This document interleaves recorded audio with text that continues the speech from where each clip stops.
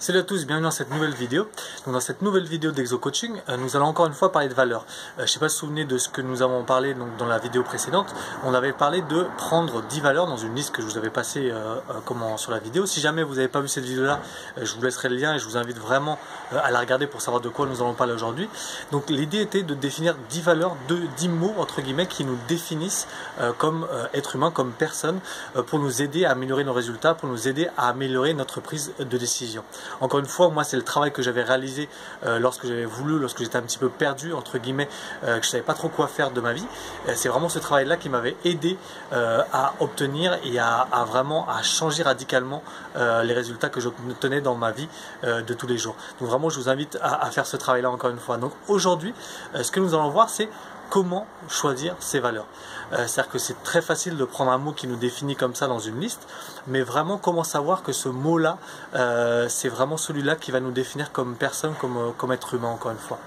Eh bien c'est assez facile, c'est-à-dire qu'au moment où l'on choisit ce mot-là, eh bien on doit penser, on doit essayer de voir, d'être conscient entre guillemets, qu'on n'a pas une petite voix qui nous dit, que ça peut être la petite voix de notre père, notre mère, de nos amis, qui nous dit que ce mot-là est vraiment bien. C'est-à-dire que ça va être vraiment nous en tant que personne, même si aux yeux de la société peut-être ce mot-là n'est pas vraiment bien vu, alors que encore une fois, je dirais que c'est souvent des perceptions que l'on a, que c'est pas la réalité.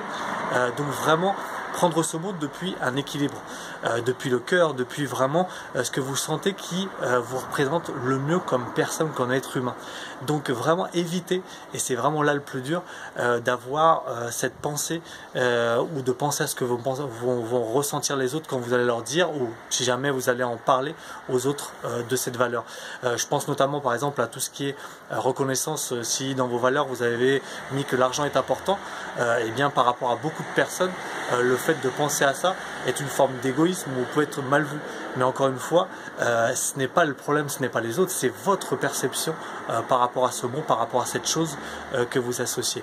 Parce qu'il y a bien des fois aussi, et ça c'est lorsque l'on sort par exemple aussi de sa zone de confort ou autre, on pense que les autres vont agir d'une telle manière. Moi ça a été le cas lorsque je me suis mis dans tout ce qui est développement personnel, où je pensais que certaines personnes allaient me critiquer ou autre, et en fait pas du tout, ils m'ont encouragé, ou alors ils en avaient carrément rien à cirer.